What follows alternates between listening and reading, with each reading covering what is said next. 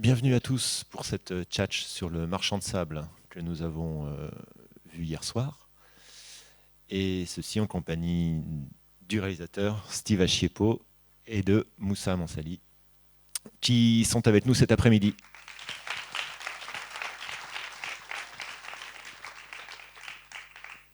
Et hier, vous avez aperçu Ophélie Beau, qui malheureusement ne pouvait pas rester jusqu'à cet après-midi. Elle est repartie ce matin. Mais je crois qu'elle a plutôt apprécié cette projection. Oui, oui, vous salue tous et remercie vraiment le festival pour l'accueil, enfin voilà, elle a vraiment adoré la projection sous les étoiles. Alors je crois que ce film nous a tous impressionnés émotionnellement, c'est certain. On va parler de ça. Ce film s'intéresse à des sujets graves et il repose à sa manière aussi une question de cinéma central. Euh, comment filmer le monde, jusqu'où filmer, question de représentation qui te sont chères depuis toujours. Je disais hier que tu es venu donc déjà plusieurs fois pour des courts-métrages. La première, c'était en tant qu'acteur. Et puis tu as joué, hein, mais finalement, c'est le métier de réalisateur vers lequel tu t'es dirigé. Et c'est vrai que nous, on a eu la chance donc, de te recevoir dans le passé pour 2 courts-métrages. Tu en as fait 5. Et puis donc, ce premier long, on est vraiment ravis de l'avoir montré hier, de vous l'avoir proposé euh, cette année. C'était d'ailleurs je crois, deuxième projection publique. Exactement, ouais. Donc on est assez chanceux. Et on accueille aussi Moussa Mansali. Bonjour. Merci Moussa d'être là, euh, acteur dans un certain nombre de films que vous avez certainement vus. Je pense entre autres au film de Grand Corps Malade. Ouais. Euh,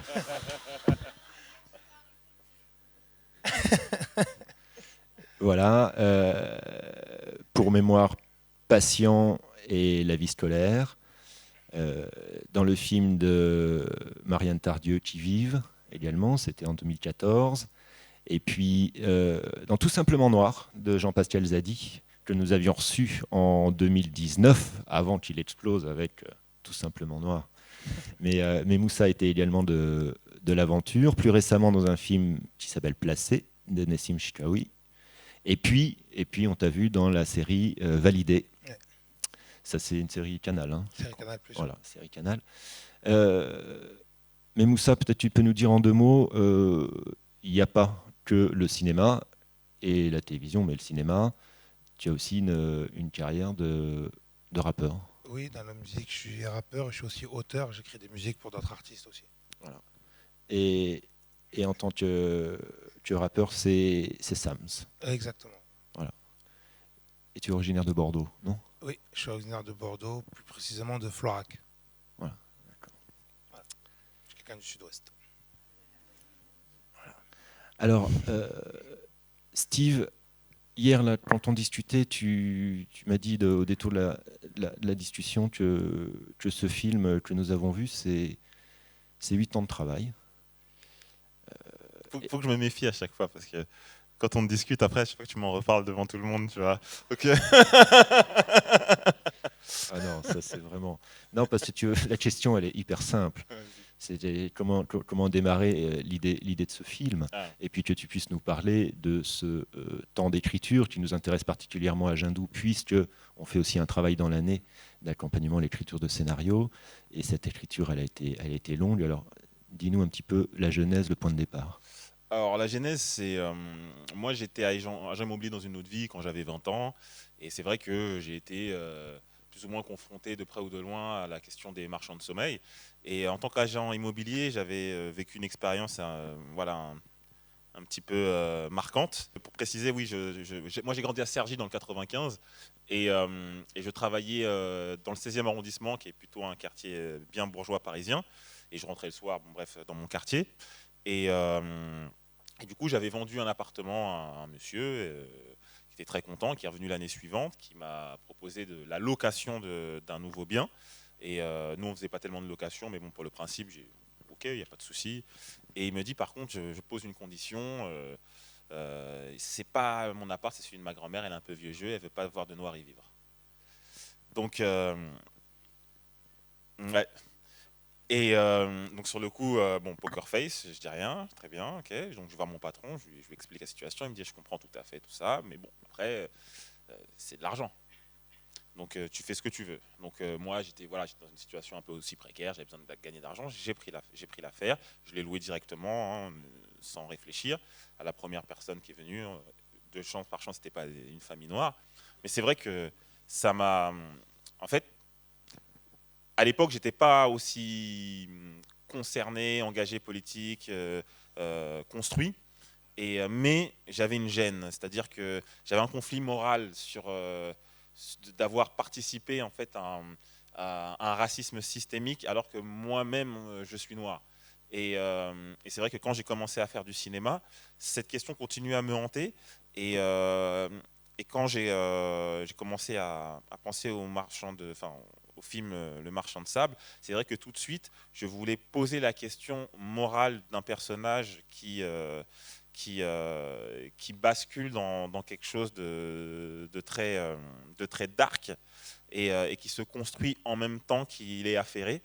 Et, euh, et d'aborder cette question sociale aussi parce que voilà, j'ai aussi été au contact de beaucoup de familles qui ont du coup subi aussi ce conflit qui est un petit peu le point de départ de mon film. En 2011, la guerre civile en Côte d'Ivoire, euh, la Gbagbo Ouattara. Et, euh, et du coup, tout ça a fait que voilà, ça a été un petit peu les prémices, mais c'était vraiment il y a longtemps. Hein, ça a germé en moi, ce sentiment un peu douloureux. Ça a germé en moi, je vous parle de ça, c'était en 2006. Quoi. Donc, euh, donc voilà, c'est... Et d'ailleurs, tu fais allusion au point de départ du film, enfin du film qu'on a vu avec ces images d'archives. Et effectivement, les élections et les événements cet affrontement Gbagbo-Ouattara en 2010-2011, en rappelant que toi, tu es d'une famille d'origine ivoirienne. C'est ça, ouais, du côté de mon père. Ouais. Voilà. Et donc, j'imagine aussi que tout ça, et c'est ce que tu nous racontes dans le film, puisque ça, bon, c'est une, c'est l'ouverture du film suite à ces images d'archives, également des événements qui t'ont tout de suite titillé, je dirais, pour l'intégrer dans un, enfin bon, en faire une histoire, raconter tout ça. Oui. Il y a une, il y a l'écriture. L'écriture, en fait, il y a une co-scénariste. J'ai Oui. vu. Ça m'intéresse parce qu'effectivement, tu viens de nous dire à quel point tous les prémices de ce film te concernent intimement. Et, tu t'es associé à quelqu'un d'autre pour pouvoir mettre tout ça en écriture. Est-ce que tu peux nous expliquer ça?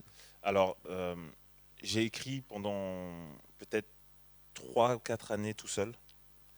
Et j'avais du mal à trouver le bon endroit pour mon personnage parce que ça reste quand même un personnage qui fait du trafic d'êtres humains. Et c'est vrai que j'avais tellement de choses personnelles aussi à l'intérieur de ce personnage que je me suis rendu compte que même moi, ma notion du bien et du mal était peut-être même pas totalement la plus, on va dire, standard. Et c'est vrai que avec mon producteur, à un moment donné, on s'est dit ce serait intéressant, voilà, de travailler avec quelqu'un. Et c'est là que justement Romy est arrivé. Romy, qui est d'origine libanaise et, euh, et italienne. Donc, ce qu'il faut savoir, c'est qu'en Côte d'Ivoire, il y a énormément de Libanais. C'est une communauté très, très importante en Côte d'Ivoire. Donc, tous ces sujets-là, toutes ces questions-là, elle les connaissait. Elle-même travaillait, elle est issue de la FEMIS en scénario, travaillait sur son scénario de fin d'études où elle était aussi sur un film qui a abordé des questions justement de représentation, tout ça. Donc, tout de suite, il y avait quelque chose où on s'est vachement rencontrés et surtout, j'ai compris qu'elle avait aussi compris ce que je voulais faire. Donc, Les discussions ont été très, très simples et c'est vrai que son arrivée m'a permis finalement de prendre quand même beaucoup de recul sur moi-même et le fait d'avoir un interlocuteur, ça permet oui, d'avoir une discussion avec tout simplement quelqu'un et pas avec soi-même, où on tourne un petit peu en vase clos. Et cette scénariste, elle s'appelle Romy Coccia di Ferro. Exactement. Moi, ce qui m'intéresse aussi dans ce travail d'écriture et de réflexion du film, c'est le travail d'enquête. Est-ce qu'il a eu lieu, j'imagine? Est-ce que tu peux nous détailler un petit peu ça pour nourrir effectivement la documentation du film et ce que tu nous montres ensuite, ce que tu nous donnes à voir? Alors d'abord, je me suis vachement aussi inspiré déjà de choses qui m'étaient très personnelles, notamment dans les rapports familiaux, voilà, essentiellement dans les rapports familiaux, même amicaux. Ensuite, j'ai été en contact avec des assistantes sociales, des ex-petites amies, et qui m'ont justement brigand, et qui m'ont raconté un petit peu aussi elles leur vécu à cette période bien précise, c'est-à-dire en 2010-2011. Et c'est vrai que l'une d'entre elles m'a notamment parlé de la jeune femme Fanta qui arrive par des réseaux de passeurs, et c'est une histoire vraie. Et clairement, quand ça arrive, elle me dit clairement, c'est la seule fois où j'ai craqué. Et c'est vrai que j'avais envie de rendre hommage aussi à tous ces trajectoires brisées, tragiques, même si on ne peut pas tout mettre, il faut faire des choix, mais c'est vrai que particulièrement celle-là, moi aussi, elle m'avait énormément touché, et alors qu'on ne fait finalement, dans le film, je ne fais finalement qu'effleurer la surface de milliers, voire millions de personnes, des destins brisés. Ouais. Et là, tu parles d'échanges avec des connaissances, mais concrètement, tu as passé du temps aussi peut-être à les suivre ou pas. Et ensuite, dans le film, dans la reconstitution du centre d'hébergement qu'on voit au début, enfin bon, tout ça a l'air très... Effectivement, on y croit complètement, on y est. Et donc là, peut-être aussi tes collaborateurs, notamment à la déco, enfin bon, on passait du temps à visiter un petit peu quelques... Malheureusement, par les parcours de vie, moi-même, je me suis retrouvé aussi dans des situations où j'ai été reçu par des assistantes sociales.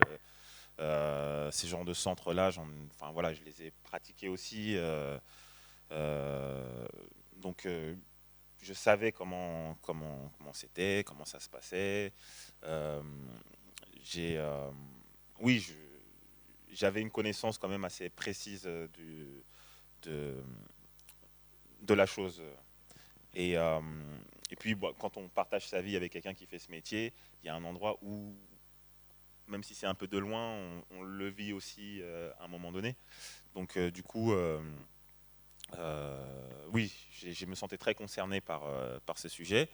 J'ai aussi pas mal échangé avec des politiques qui justement travaillaient avec Evelyne Lyonnais, qui travaillait qui travaillait à la mairie d'Aubervilliers, au logement et à l'enfance, qui a énormément fait pour justement lutter contre les marchands de sommeil, même réussir à promouvoir des projets de loi. Et sachant qu'Aubervilliers, c'est une ville qui est vraiment très gangrénée par les marchands de sommeil. Et par exemple, tous nos échanges ont beaucoup nourri aussi le film, parce que c'était bien aussi d'avoir le point de vue, voilà, un peu plus, prendre un peu de hauteur sur la question, et d'apprendre que finalement, oui, il y a les marchands de sommeil, il y a le petit marchand de sommeil, voilà, qui exploite un petit peu finalement son voisin. C'est un peu la petite personne un peu lambda qui veut arrondir sa fin de mois en louant sa chambre supplémentaire et qui est persuadé de faire quelque chose de bien. Mais il y a aussi les marchands de sommeil beaucoup plus cyniques, beaucoup plus organisés, et qui exploitent la misère humaine à échelle quasi industrielle, quoi. Moussa, comment comment toi tu es arrivé sur le projet, comment tu as rencontré Steve. Il y a donc eu un casting et toi quand tu as reçu ce scénario, comment tu l'as lu, comment tu l'as reçu. Non, mais moi, quand j'ai reçu le. Enfin, quand j'ai reçu j'ai pas reçu le scénario en entier. Parce que quand tu fais un casting, tu reçois d'abord une scène, après on te pitch l'histoire. Et moi, tout de suite, elle m'a parlé. Parce que c'est un sujet qu'on connaît tous plus ou moins, mais qu'on ne connaît pas de l'intérieur, avec les tenants, les aboutissants. Et donc, je voyais tout de suite que les personnages étaient intéressants à jouer. Donc, j'ai passé le casting et même à la base, j'avais cassé le casting pour le personnage aussi du colonel en fait. Et ouais, tout de suite, il y en a, ils ont dit bah oui, tout de suite, c'est évident. Non, non, et en fait, donc du coup, donc on s'est vu aux essais, on a fait des callbacks et je sais que moi je ne savais pas si j'allais être pris ou pas, mais je sais qu'on a été amené à discuter et je lui avais dit que quoi qu'il en soit, pris ou pas pris, le projet c'était un beau projet, une belle histoire à raconter et à aller au bout quoi. Donc d'avoir joué ou pas, moi enfin, j'étais fier déjà d'avoir pu approcher ce type de projet parce que souvent dans l'enseignement en tant qu'acteur, en vrai, c'est le genre de rôle ou de sujet auquel on aime jouer, dans lesquels on aime jouer parce que au-delà de la performance d'acteur, c'est vraiment tout un univers qu'on fait découvrir et dont on comprend en fait les tenants et les aboutissants. Et toi, Steve, dans Moussa, tu as donc fini par le choisir au terme de statine. Qu'est-ce qui a retenu finalement ton attention? Qu'est-ce qui a fait que Moussa joue le personnage de Joe? Ben, ce qui s'est passé, c'est que j'ai un peu fait le casting dans le désordre. C'est-à-dire que j'ai casté dans un premier temps la sœur de Moussa, donc Maria Magay. Ensuite, j'ai casté la fille de Moussa. Ensuite, j'ai casté l'ex-femme de Moussa, donc Ophélie Beau. Et je me suis dit, ouais, maintenant, il faut que je trouve quelqu'un qui rentre là-dedans.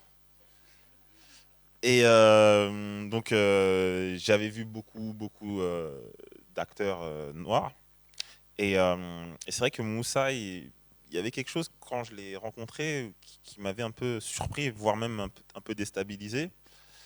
C'était qu'il était très beau.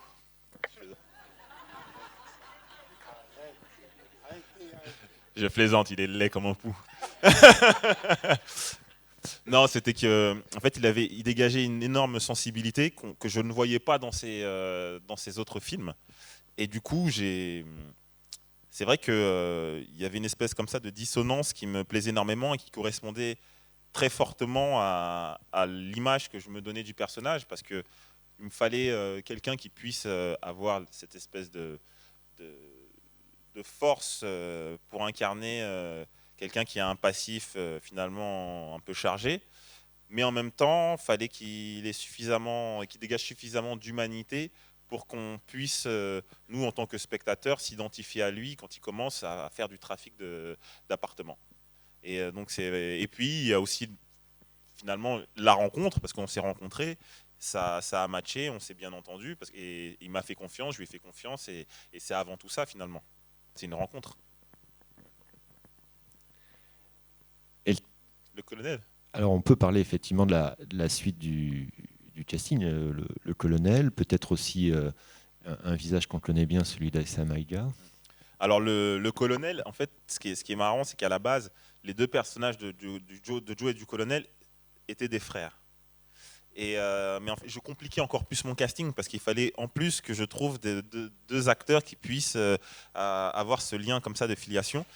À un moment donné, je me suis dit, bon, on va simplifier. Voilà, ils sont potes, ce sont des amis d'enfance.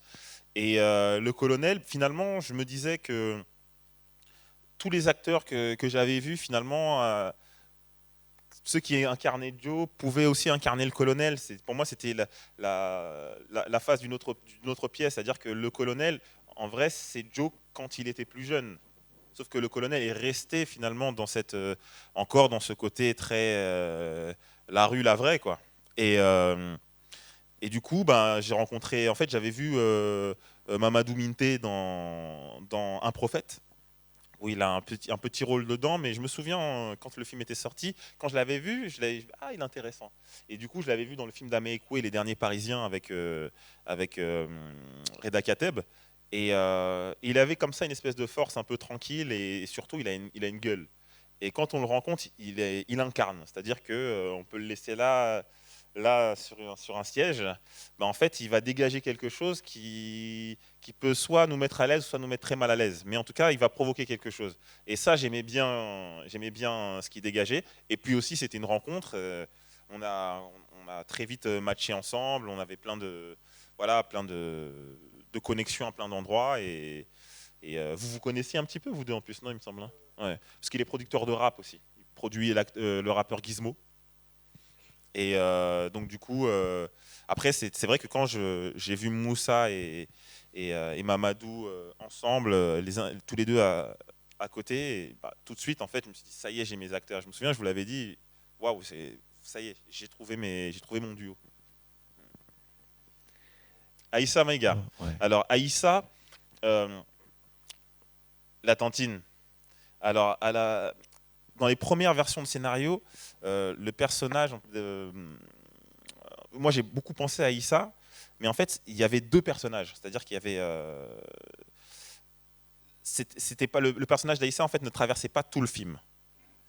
Et bon, quand on n'a pas forcément le budget pour faire notre film, et à un moment donné, on est obligé de réécrire. Et à un moment donné, je ne sais pas pourquoi, j'ai eu une épiphanie où j'ai réuni ces deux personnages-là. Et du coup, le rôle a commencé à avoir une espèce de densité comme ça.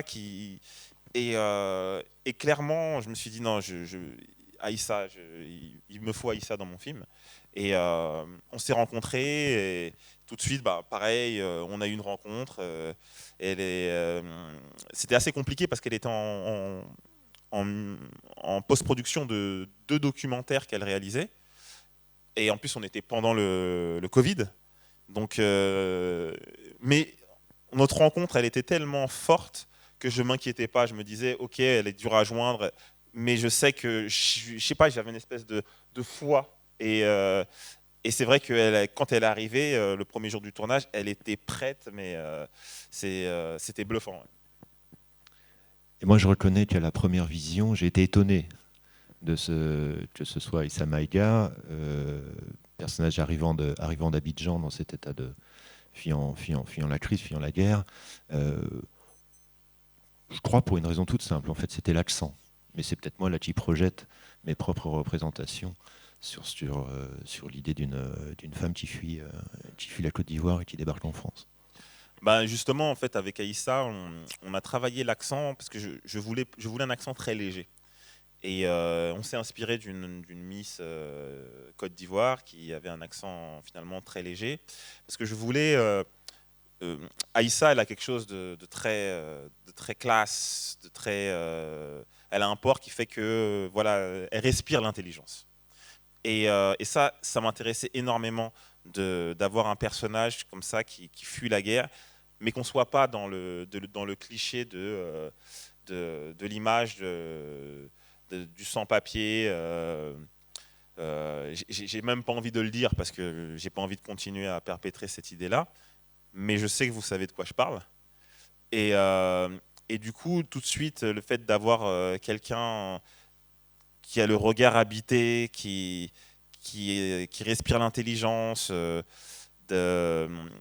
et ben en fait, ça me plaisait de montrer aussi que les gens qui fuient la guerre, en fait, c'est pas une question de classe sociale. Quand la guerre, elle frappe un pays, elle frappe tout le monde, et tout le monde fuit. Et ça m'intéressait d'avoir un personnage de réfugié.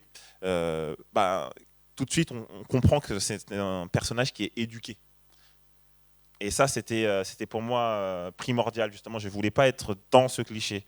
Après, je peux comprendre, de toute façon, les acteurs, ils arrivent toujours tous avec tous leurs films, finalement, quand ils arrivent à l'image. Et après, moi, je crois toujours au pacte qu'on passe avec un film. Et puis surtout, moi, je la trouve exceptionnelle dans le film, dans ce qui est fourni émotionnellement. Clairement, moi, j'ai été impressionné. C'est une des actrices qui m'a le plus impressionné avec qui j'ai travaillé. Alors, on peut en parler maintenant de sa fille, Augustine, Christine. et qui est albinos. Le choix de l'idée de ce personnage et qui donne lieu moi me semble parmi les plus forts les scènes les plus fortes dans le film, avec ces échanges de regards tout le long, qui jusqu'au bout, quoi. Moi, je suis un très grand fan de tragédies, notamment shakespeariennes.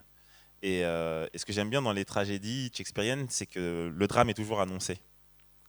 Et Augustine, quand le regard de Joe, pour moi, elle annonce le drame. Elle a quelque chose de très éthéré. Et en Afrique, on prête aux albinos des qualités presque magiques, pour le meilleur ou pour le pire, parfois. Et pour moi, le personnage d'Augustine, c'est la conscience de Joe. Joe, pendant tout le film, il est intimement persuadé, et je le crois, de loger toutes ces personnes-là pour les aider. Et même avec toutes les meilleures intentions du monde, à partir du moment où on met 20 personnes, 30 personnes dans un petit espace, ça ne peut se finir qu'en drame. C'est que le temps qui décidera du moment.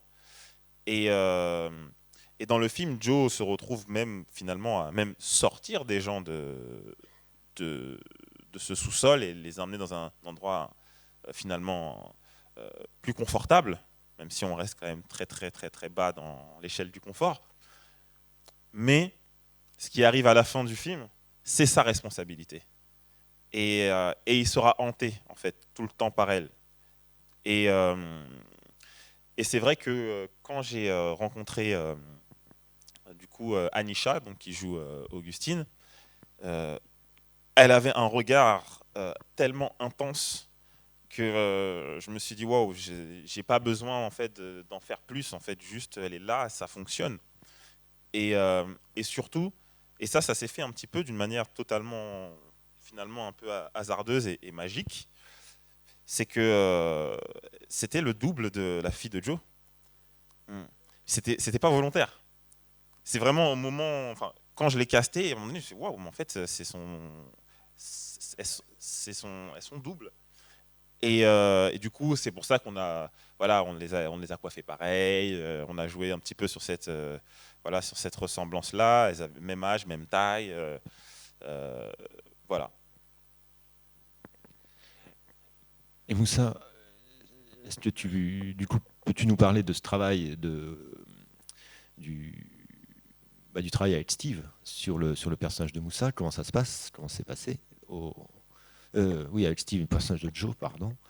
Mais puisqu'il y avait un scénario nécessairement très écrit, quelle liberté de manœuvre avais-tu? Est-ce que tu peux nous parler de ce travail avec Steve? Mais en fait, ce qui était intéressant, c'est que tout de suite, la volonté de Steve était de m'emmener là où, justement, dans d'autres rôles ou dans d'autres films que j'avais tournés, j'étais pas allé. Et donc, je trouvais le challenge intéressant parce que, justement, quand tu commences à tourner pas mal de films, indirectement, tu as des automatismes de jeu. C'est-à-dire que pour jouer certaines émotions, tu vas, on va dire, c'est comme si intérieurement, tu as des tiroirs et puis tu vas chercher là-bas. Tu vas chercher. Et ce qui était intéressant, c'est qu'il me disait, moi, je veux pas voir ce que tu as déjà joué dans les films. Je l'ai vu, c'est là, mais je sais que je peux aller chercher autre chose. Donc, on a fait ce travail justement de répétition, où on a fait des répètes, et j'ai vite compris qu'en fait, c'était dans des subtilités, en fait. Vraiment dans des subtilités qu'il fallait que j'aille chercher. Et je trouvais ça intéressant parce que moi-même, ça me sortait de ma zone de confort. Et donc, j'avais souvent même ce côté dans le jeu où même moi, j'étais pas sûr de ce que je jouais. Mais c'était intéressant, en fait, parce que tu joues une scène, tu joues des émotions, et toi-même, tu n'es pas sûr des émotions que tu joues. Donc forcément, inconsciemment, ça crée une fragilité. et donc t'as une insécurité, mais qui devient naturelle à l'écran en fait. Et ça, je m'en suis rendu compte quand j'ai vu le film après. Parce que je voyais il y a certains passages où, quand je regarde, je me dis, mais je me suis pas rendu compte que je l'avais joué comme ça. Mais c'est très intéressant en tant que comédien parce que justement, comme je disais, ça casse les automatismes, donc ça permet de se renouveler et de se réinventer en fait dans le jeu. Et donc, ben, c'est tout à son honneur parce que vraiment, je suis satisfait en fait de ce que j'ai vu.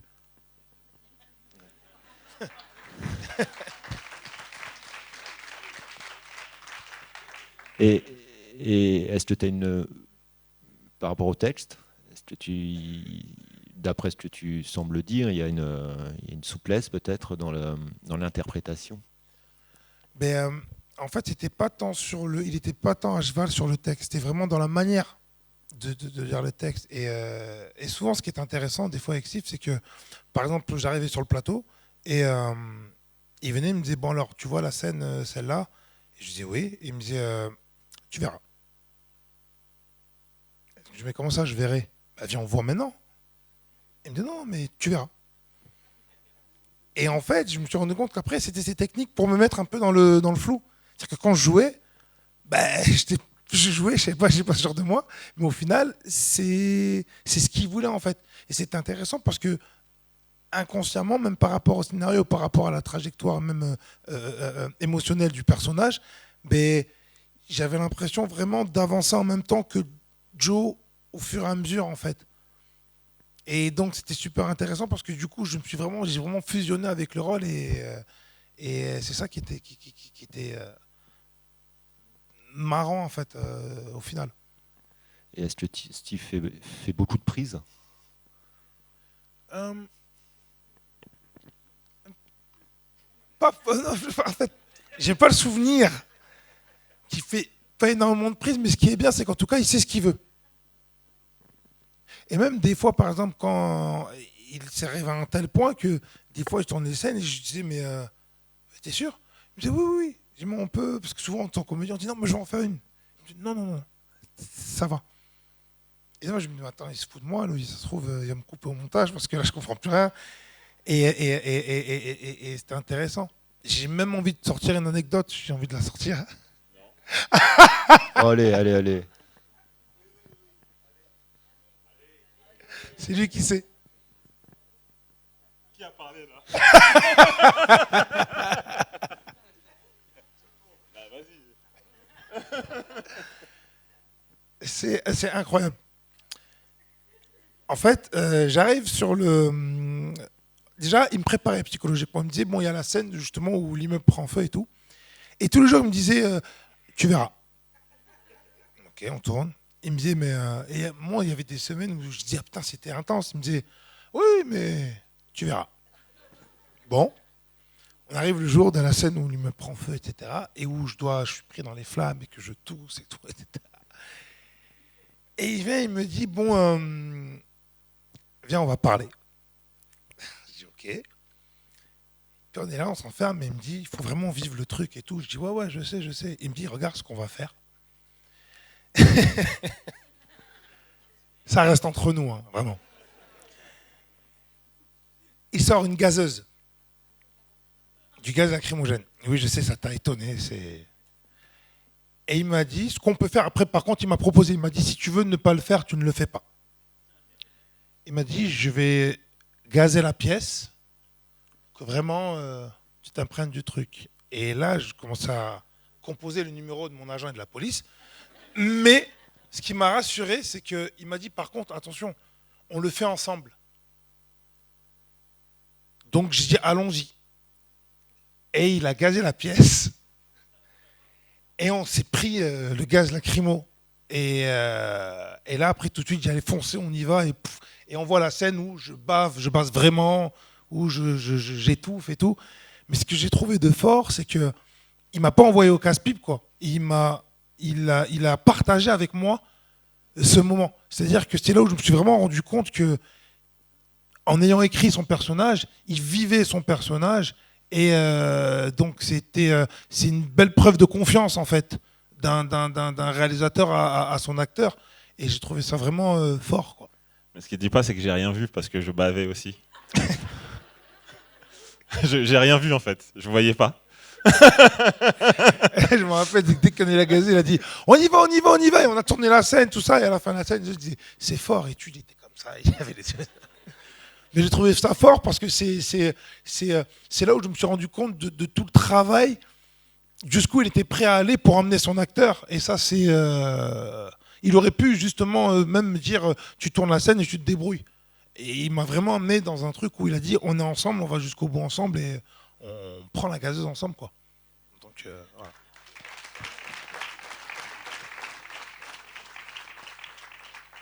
Et tant qu'on y est, est-ce que vous pouvez nous parler tous les deux du travail avec Benoît Magimel? Moi, pour ma part, Bruno Magimel, il fait partie des rares acteurs qui m'ont vraiment, vraiment, vraiment impressionné. Parce que quand on tournait, on tournait dans l'immeuble, donc il arrive, il est là, et je le vois, avant de tourner la scène, je le vois, j'ai l'impression qu'il se parlait à lui-même. Donc il faisait son texte, comme ça, non, tu vas le faire comme ça. Non, c'est pas comme ça. Mais non, mais si. Et moi je me dis, il est fou lui, à quoi il joue, on va. Et bam, action, et pouf, bam, il est dans son personnage, et j'ai trouvé ça fascinant parce que c'est comme s'il avait, il avait matérialisé le personnage en face de lui et que son personnage lui disait il faut que tu la joues comme ça parce que je suis comme ça. Et je trouvais ça très fort. Franchement, moi, il m'a vraiment impressionné. Bah, avec Benoît, c'était vachement intéressant et passionnant vraiment parce que quand on a commencé à parler du personnage et tout de suite en fait il m'a dit non, il faut que le personnage il soit beaucoup plus lambda. Parce que c'est vrai, Benoît, moi c'est un acteur avec qui j'avais beaucoup envie de travailler, c'est d'ailleurs l'un des acteurs avec lequel j'avais le plus envie de travailler, et quand la chose s'est concrétisée, ben, c'est vrai que voilà, on ne se dit pas forcément que l'acteur, qui est quand même une grande star du cinéma français, acceptera de se mettre à ce point-là en danger, et même sur son image. Et en fait, ça le faisait triper de sans les dire. Et surtout, d'aller vers un personnage beaucoup plus, un espèce de criminel du quotidien. C'est vraiment le comptable qui vient récupérer, qui passe avec son petit attaché-caisse, qui s'adresse aux gens d'une manière très douce. C'est vraiment lui qui a amené toute cette nuance dans le personnage que finalement peut-être que j'avais pas suffisamment à l'écriture de mon scénario. Et surtout, oui, je rejoins Moussa, c'est vrai que je le regardais un petit peu de loin et je voyais qu'il parlait beaucoup.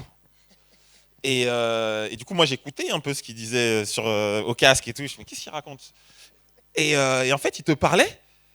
Il faisait beaucoup de blagues, il parlait. Mais moi, je me suis dit, mais voilà, on va lancer l'action, là, tu vois. Il parlait. Et dès on balançait l'action, le sujet switchait tout de suite sur les dialogues du film. Mais il était toujours dans la même continuité de ce qu'il était en train de dire, en fait. Il n'y avait pas de coupure. Et notamment, une petite anecdote sur la séquence de la confrontation avec Moussa dans le restaurant avec les lumières roses. Justement, il discutait, il parlait beaucoup, justement, pour être dans son personnage en amont. Et nous, on avait commencé à enregistrer, et il sortait plein de conneries sur les blanquettes de veau. Mais c'est qu'on l'a mis dans le film, en fait, parce que ça me faisait triper, en fait. Et du coup, parce que j'aimais bien l'idée que ce personnage-là, il est aussi un petit côté comme ça, un peu... un peu une espèce de fausse nonchalance, et aussi il n'y a jamais tellement de problèmes, mais par contre, quand ça se durcit et très vite et très fort. Et ça, Benoît, il a vraiment toutes ses palettes, c'est vraiment un acteur exceptionnel. Donc voilà, tu construis tes personnages avec tes acteurs. Toujours, en fait, alors, c'est quelque chose que j'ai toujours fait, même sur mes courts-métrages, c'est-à-dire que j'écris un rôle. Après, quand je rencontre l'acteur, je tire le rôle vers l'acteur. C'est-à-dire qu'on rentre jamais totalement. Moi, j'aime bien l'image d'avoir un vêtement et l'acteur ne rentre pas forcément parfaitement. Et je pense que les plus belles fringues, c'est quand c'est celles qui sont sur mesure. Donc du coup, eh ben, ensemble, on rend le rôle sur mesure pour que quand l'acteur est à l'écran, on se dise, bah, en fait, il est comme ça dans la vie de tous les jours, quoi. Et ça, c'est ce que j'ai toujours fait et j'espère continuer à le faire. Alors, il est grand temps de vous donner la parole. Vous devez avoir un certain nombre de questions à poser à nos invités. Il y a une première main qui se lève ici. Puisqu'on parlait de l'immeuble, moi j'aimerais savoir qui sont ces gens qui tournent quand l'immeuble est évacué. C'est des figurants, c'est des gens de la rue. Et comment s'est passée cette scène? Parce que c'est quand même violent cette évacuation d'immeuble. Alors, ce sont tous des figurants. Voilà, parce qu'on ne peut pas faire un film sur du trafic d'êtres humains et en faire aussi nous-mêmes. Donc ils ont tous des contrats. Et comment ça s'est passé? Finalement, ça s'est passé d'une manière très bizarrement, hein, mais très en mode colonie de vacances. Parce que les figurants sont souvent très loin derrière la caméra, où on leur demande juste de marcher du point A au point B. Et c'est vrai que moi, j'ai beaucoup travaillé fait des ateliers avec des acteurs non professionnels et du coup, j'aime beaucoup en fait diriger des gens. Et moi, ça m'amusait de diriger mais directement tous mes figurants et d'en faire vraiment des acteurs. Et je leur demande de les diriger vraiment comme des acteurs. Parce que j'avais des gros plans sur des figurants et il fallait qu'ils soient crédibles. Et c'est vrai que quand on passe à un gros plan sur un figurant et s'il est là en train de faire le con et que, en fait, c'est inutilisable. Et du coup, ils se sont vraiment tous impliqués et je sentais vraiment cette volonté de rendre hommage aussi au film. Et notamment pour cette séquence-là d'évacuation qu'on a tournée à Noisy-le-Grand, c'est vrai que la mairie de Noisy-le-Grand nous a beaucoup facilité les choses et nous a demandé un petit peu en échange de récupérer, enfin de caster aussi pas mal de locaux. Donc du coup, il y a beaucoup de gens de la ville qui sont venus. Donc c'était un petit peu pour eux la première fois aussi. Et beaucoup sont venus aussi pour le sujet. Parce que c'est vrai que comme il y a beaucoup, dans le film, vous l'avez vu, il y a beaucoup d'acteurs et de figurants en noir. Et il n'y a pas tellement de films finalement qui mettent en scène ce genre de communauté. Et du coup, j'ai vraiment ressenti ce sentiment de là, c'est un sujet qui me parle, je suis représenté, j'ai envie de le défendre, je suis là, je me donne à fond. Et ça, vraiment, c'est vraiment pour le coup. La figuration, si elle est crédible, c'est vraiment parce que les figurants se sont vraiment donnés à fond et aussi l'équipe, mon équipe mise en scène qui a aussi encadré la figuration.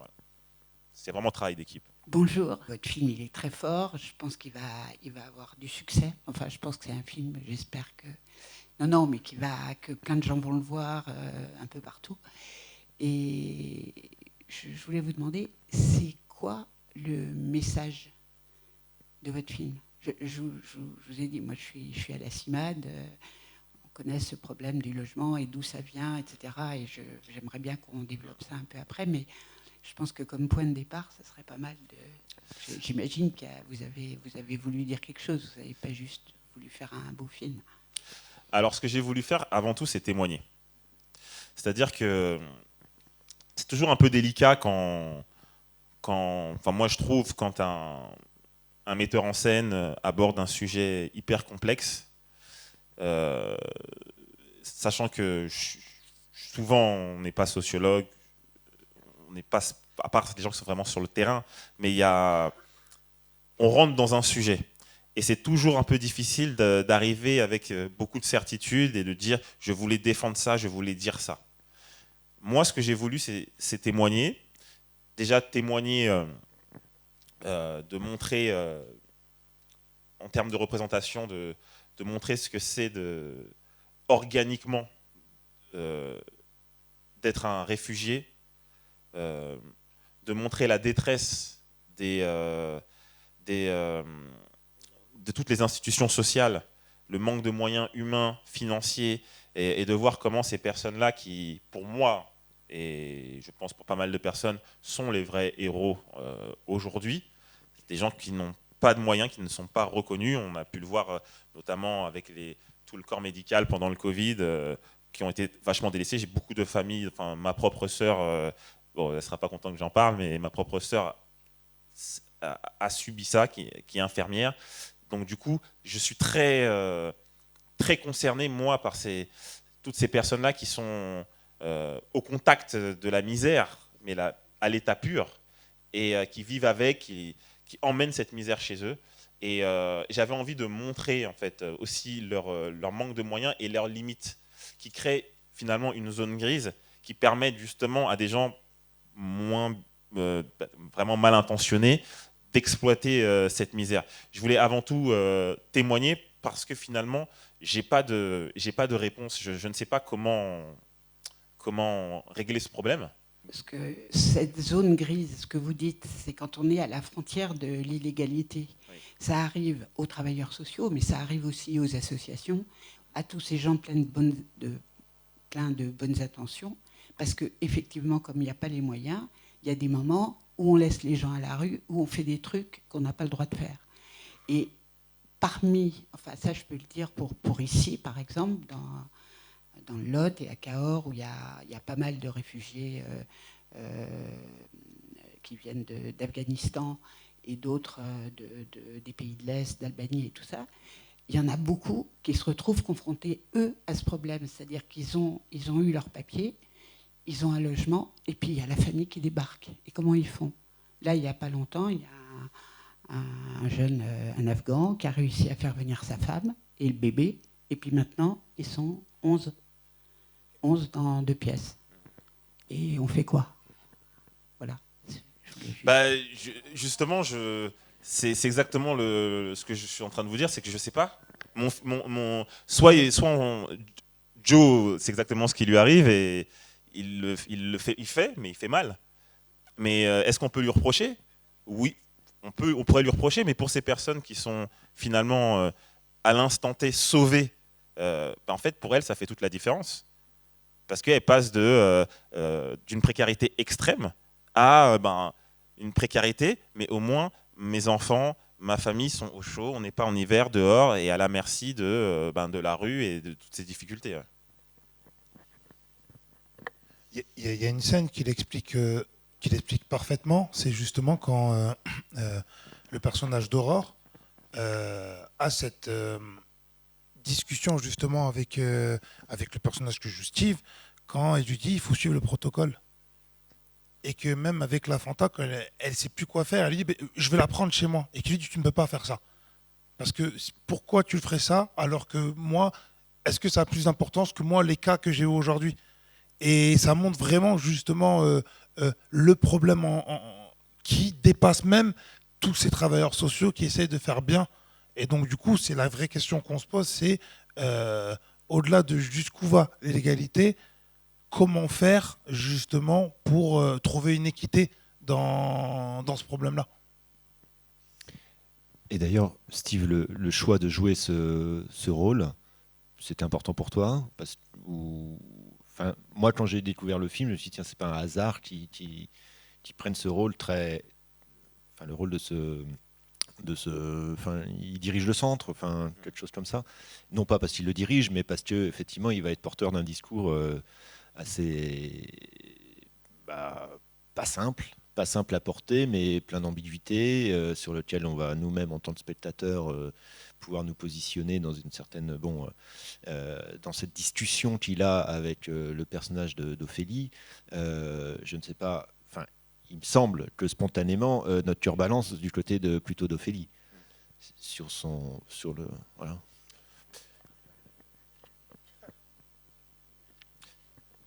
Je réponds. Clairement, c'est que on est du point de vue. Enfin, nous, on a vu pourquoi Ophélie vient le consulter, et elle lui demande clairement de passer au-delà des règles. Et lui dit d'une manière un peu virulente et peut-être un peu dominatrice que ça ne se passe pas comme ça.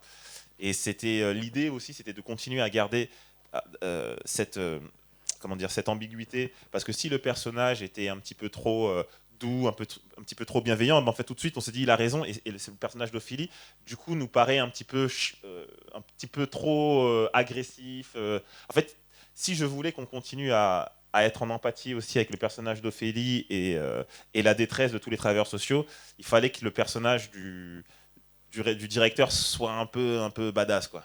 Un peu sympathique. Hein, ouais. Ouais. Bon, merci beaucoup. C'est très, très intéressant. Je pense que vous allez avoir beaucoup de succès parce que c'est un sujet qui est très, très à vif.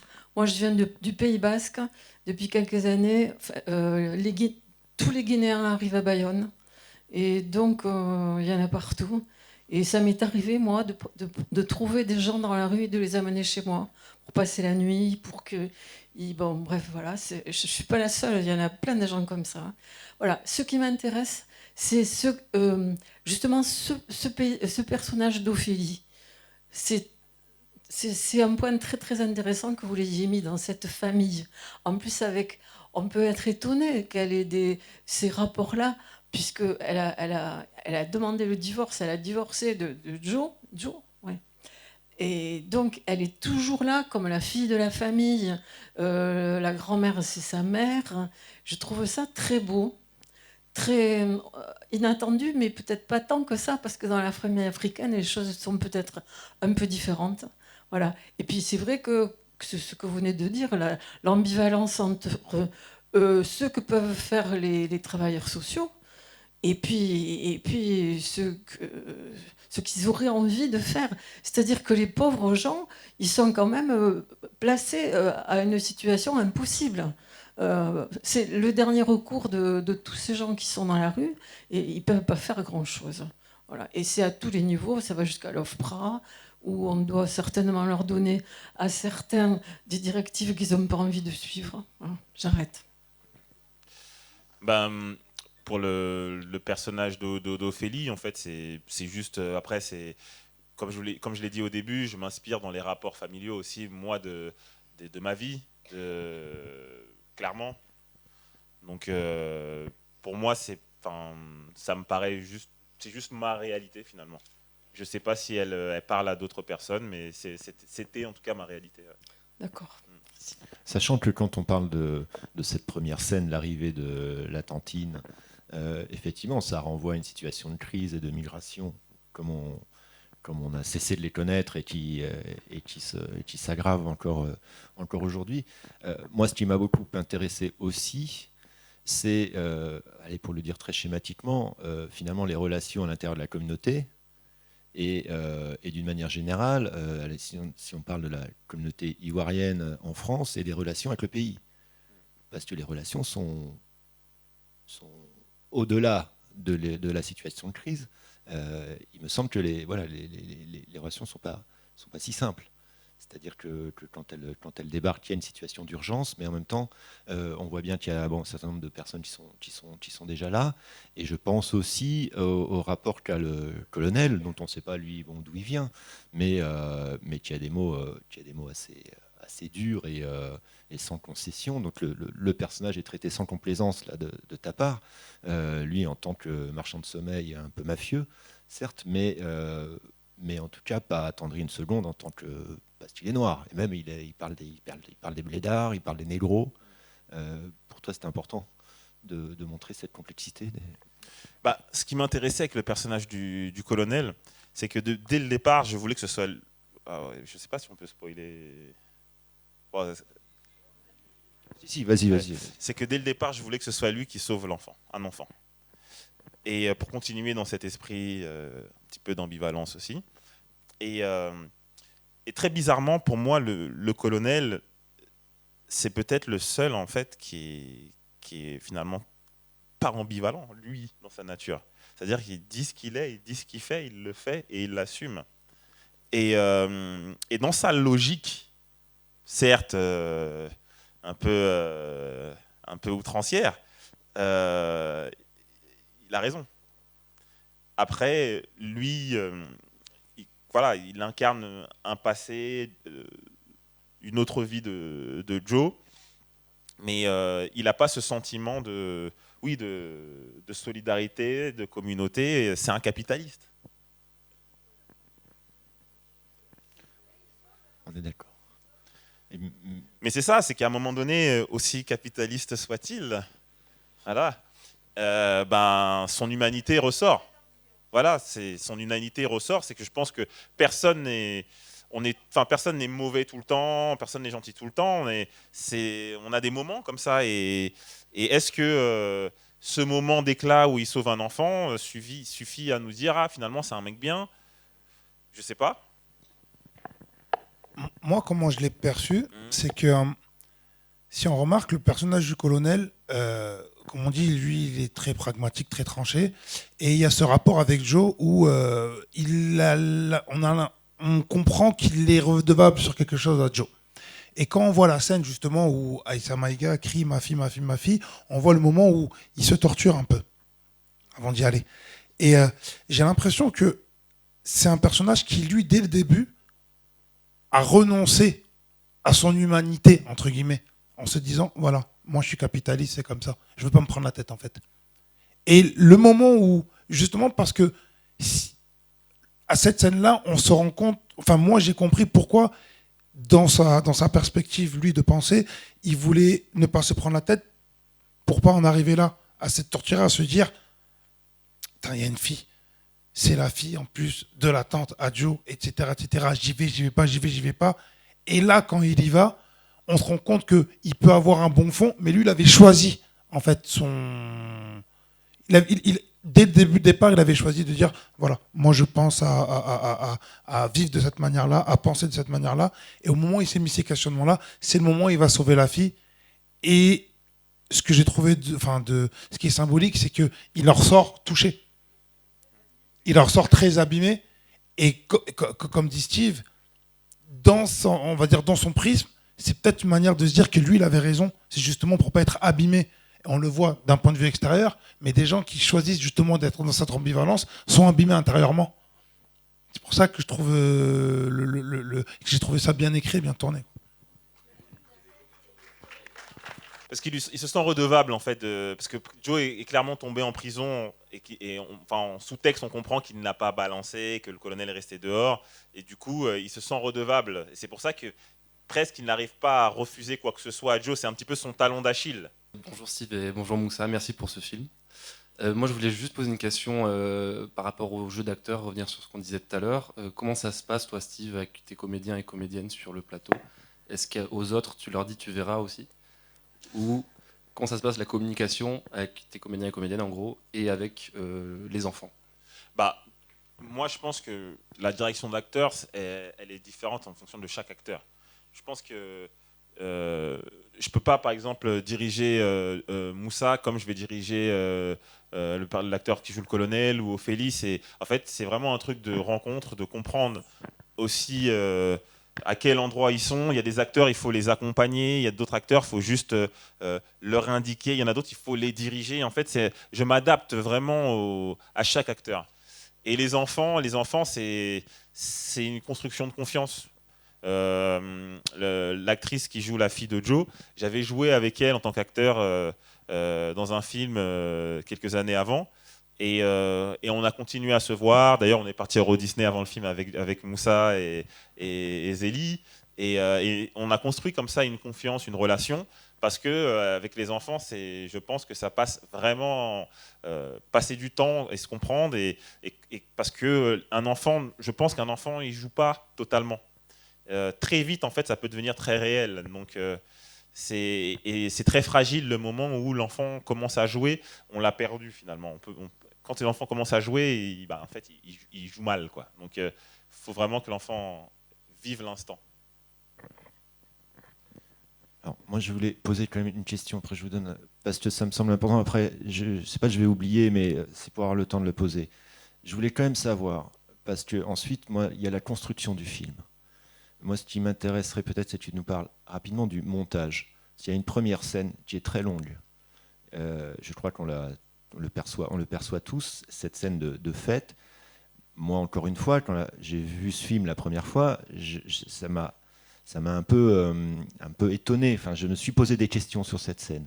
Et c'est vrai qu'hier, en revoyant le film, je me suis dit, mais non, c'est évident, cette scène, elle est en miroir avec la scène très longue également de l'assaut final, et qu'on part d'un point, de cette famille qui nous permet un petit peu de tous les présenter, mais c'est aussi ce qui m'a beaucoup intéressé dans la construction de ce film, et je pense que c'est un travail de montage, c'est qu'on a à la fois des temps comme ça dans la durée où la scène s'étire, puis il y a des moments d'accélération parce que le temps passe, il faut raconter tout ce que tu as raconté, parce qu'il y a plein de sujets, il y a plein de personnages, et alors sur cette longueur de la première scène, par exemple.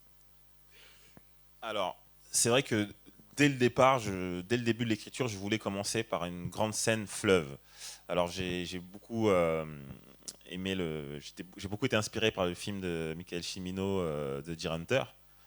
On commence par une très grande séquence de mariage, et c'est vrai que j'avais envie de faire cette grande séquence pour deux raisons.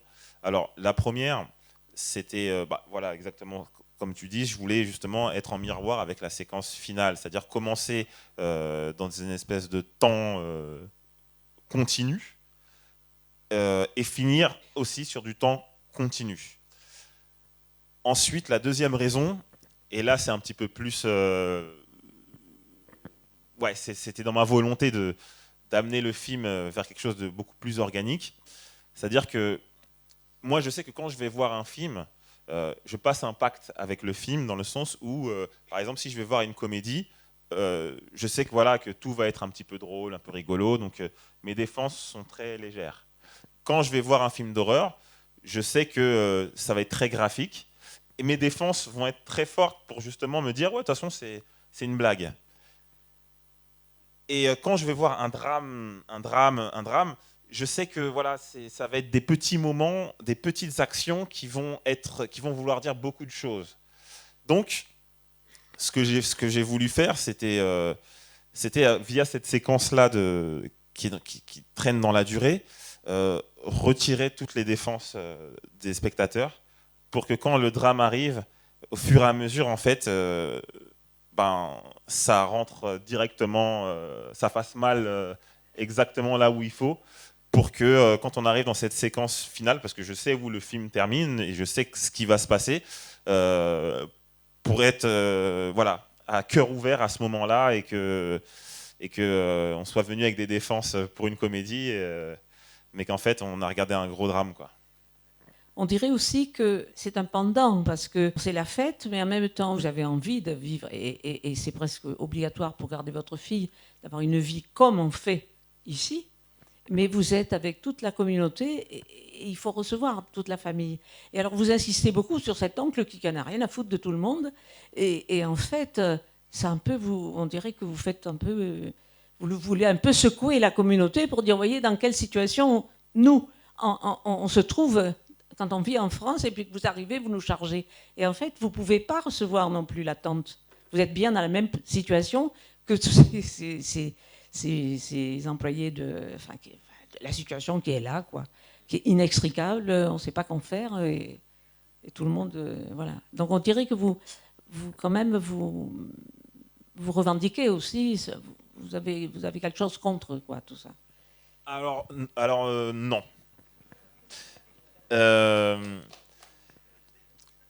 Cet oncle, pour parler de cet oncle-là, c'est un petit peu, je pense que toutes les familles africaines ont cet oncle. C'est le cas, on est d'accord. J'en ai plusieurs même. Voilà. On a tous cet oncle-là. Mais ça, c'est... Comment ? Vous voudriez bien lui donner une leçon avec votre... Ah non, on peut pas. Cet oncle-là, on l'a tous. Il est comme ça, il changera jamais. Et il existe depuis la nuit des temps. Et non, c'est vrai que non, je cherche pas moi à donner quelque part pas une leçon, mais en tout cas à envoyer un message aux gens qui vivent en Afrique, qui veulent venir en France, parce que là, dans le cas de mon film, ils fuient en fait la guerre. C'est une question de survie. Donc du coup, en fait, c'est une urgence. Et la mère, en fait, quand elle accueille tout le monde chez elle, c'est juste que elle est très humaine et très solidaire. Mais à un moment donné, elle ne peut plus accueillir, et la tante, elle ne peut pas l'accueillir, même avec la plus grande volonté du monde. Mais non, je suis pas du tout à charge Au contraire, j'avais envie justement de montrer un petit peu ouais, ce que c'était un anniversaire dans une communauté subsaharienne avec des enfants qui finalement sont nés en France, enfin, sont français, et de montrer aussi un petit peu cette culture, cet humour, voilà. Et puis c'est aussi un moyen de commencer à faire s'infiltrer le drame d'une manière un petit peu en douceur, voilà. Il y a une question là. Oui, je voulais plus par rapport au montage. C'est bon. Au niveau de l'incendie et aussi quand il y a en fait, il lui manque après la rotule, en fait, il lui manque la jambe. C'est des effets spéciaux ou ça a été vraiment, enfin, par rapport à l'incendie, est-ce que c'est vraiment une explosion? Et pour la jambe, est-ce que c'est plus un effet spécial ou c'est que c'est fait mécaniquement?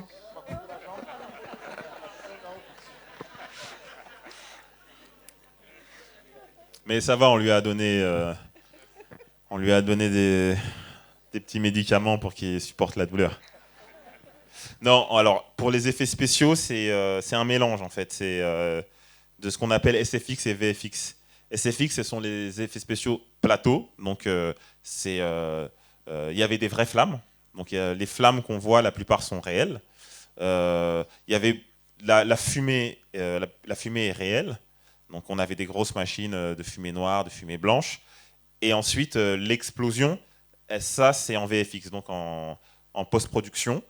Mais pour pouvoir avoir cette base, pour que ce soit réel, en fait, pour que ça paraisse vraiment réel, il fallait vraiment avoir une grosse base réelle, faire le maximum sur le plateau. Donc après, on a rajouté des flammes, mais les flammes sont mélangées à des vraies flammes. Donc du coup, ça a fait la blague. Et pour sa jambe, c'est vraiment un truc balourd. Hein. Moi, je m'imaginais que c'était un truc qu'il fallait faire très compliqué, qu'il fallait faire ça par effets spéciaux. Et je sais plus qui est venu me dire, je sais plus, désolé à toi si tu nous regardes. Mais non, c'est très simple en fait. On fait un trou dans la chaise, dans le lit. Il met le genou dedans. On fait un bandage comme ça et hop, ça y est. J'ai fait OK. Et en fait, ça fonctionne. Oui, c'est ce qu'on appelle des effets spéciaux à la française. Moi, je voulais vous dire que on s'est croisés hier un peu vite fait. Je suis sorti complètement bouleversé de ce film. Je vous ai comparé un petit peu à Inarritu dans Beautiful, qui a fait Beautiful, qui traite un peu le même sujet. Et ma question, c'était, est-ce que vous avez d'autres projets et est-ce qu'on peut savoir éventuellement ce que vous allez faire après? Qu'est-ce que vous allez traiter? Parce que vous avez beaucoup de talent. Merci. Et je vous souhaite longue vie dans ce métier. Merci beaucoup. C'est gentil.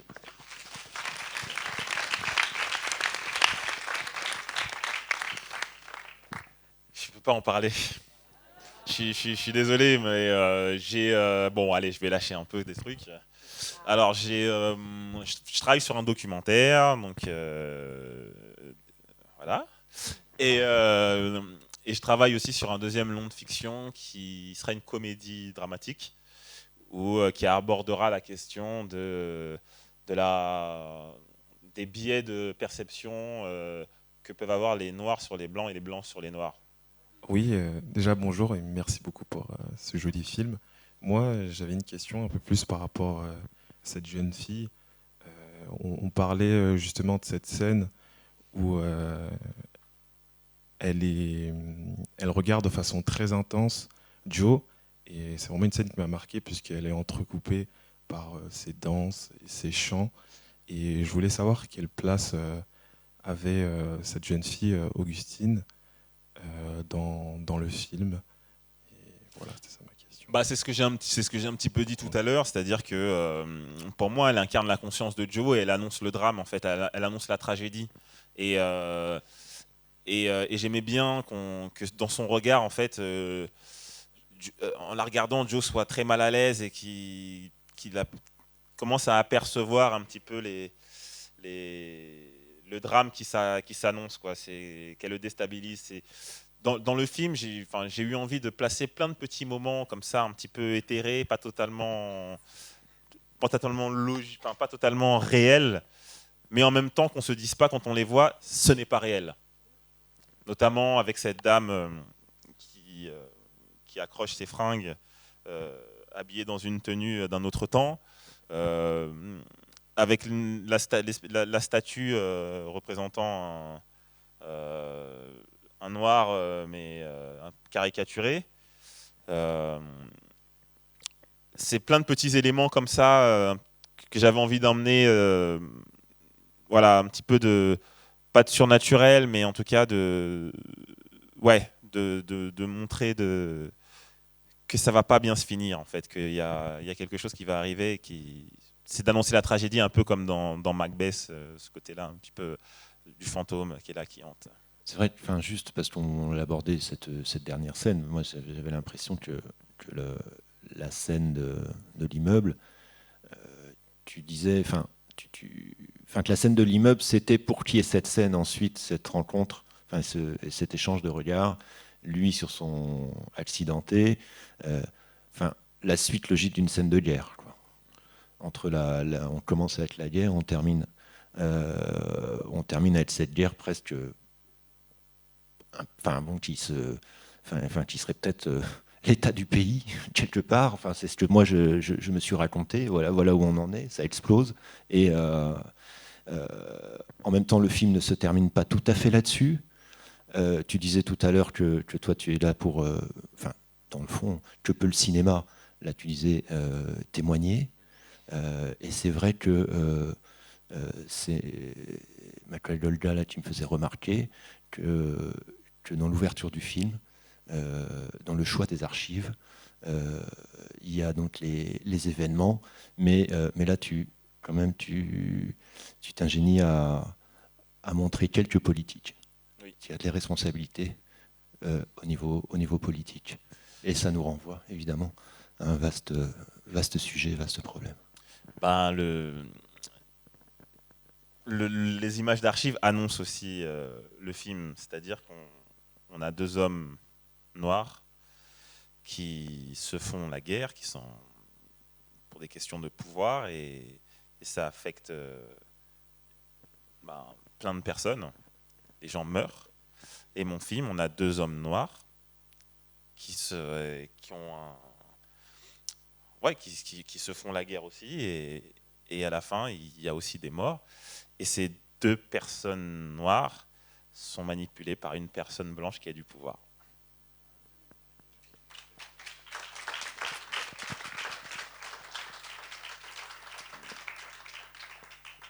Il y aurait 1000 choses encore à dire sur le film, et notamment ce tressage, mais on n'a plus le temps malheureusement, entre le politique, on vient d'en parler, mais l'intime, parce qu'effectivement on a parlé de cette question du logement, du point de vue de la situation de crise que tu décris, mais ce qui est fort, c'est qu'on voit que cette question du logement, elle est générale. Et c'est aussi ce que tu racontes et ce qui nous marque dans le film, je crois. On va laisser la place à la séance qui vient. Merci beaucoup, Moussa. Merci. Merci beaucoup, Steve.